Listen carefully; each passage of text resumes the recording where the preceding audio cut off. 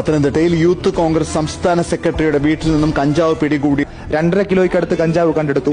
ഒരിക്കലും ഇതിന്റെ സോഴ്സ് എവിടെയാണെന്ന് അന്വേഷിച്ച് ഒരു ഗവൺമെന്റ് ഏജൻസിയും പോകുന്നില്ല. ഇന്നലെ രാത്രിയിലാണ് യൂത്ത് കോൺഗ്രസ് നേതാവ് നഹാസ് പത്തനംതിട്ടയുടെ വീട്ടിൽ നിന്നും എക്സൈസ് 2 കിലോ കഞ്ചാവ് പിടികൂടിയത്. രമേശ് ചെന്നിത്തലയുടെ വിശ്വസ്തനായി നിന്നാണ് നഹാസ് പത്തനംതിട്ട യൂത്ത് കോൺഗ്രസ് സംസ്ഥാന സെക്രട്ടറി ആയത്. 40 കിലോ കഞ്ചാവുമായി യൂത്ത് കോൺഗ്രസ് പ്രാദേശിക നേതാവ് തിരുവനന്തപുരത്ത് പിടിയിലായ സിവിക്കര മണ്ഡലം സെക്രട്ടറി ഷൈജുവാണ് എക്സൈസിന്റെ വലയിലായത്.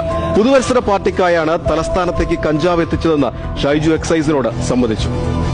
ഗോവ രജിസ്ട്രേഷൻ കാറിലാണ് ആന്ധ്രയിൽ നിന്നും ഷൈജു കഞ്ചാവ് കടത്തിക്കൊണ്ടുവന്നത്. പൊതുപ്രവർത്തകനായി നാട്ടിൽ അറിയപ്പെട്ടിരുന്ന ഷൈജുവിന് ലഹരി സംഘവുമായി അടുത്ത ബന്ധമുണ്ടായിരുന്നു. അടുത്തിടെ നടന്ന യൂത്ത് കോൺഗ്രസ് തെരഞ്ഞെടുപ്പിൽ മണ്ഡലം സെക്രട്ടറിയായി ജയിച്ച ഷൈജു പുതുവത്സരത്തിന് കുറച്ചധികം പണം സ്വന്തമാക്കാനാണ് ഇടനിലക്കാരെയെല്ലാം ഒഴിവാക്കി നേരിട്ട് ആന്ധ്രയിൽ നിന്നും കഞ്ചാവ് വാങ്ങി തിരുവനന്തപുരത്ത് എത്തിച്ചത്.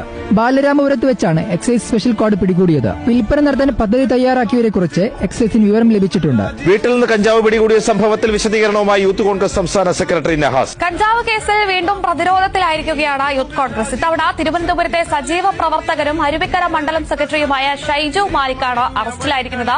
കഞ്ചാവ് കേസിൽ 1 വർഷത്തോളമായി ഒളിവിൽ കഴിഞ്ഞ യൂത്ത് കോൺഗ്രസ് നേതാവിനെ പത്തനംതിട്ടയിൽ എക്സൈസ് പിടികൂടി.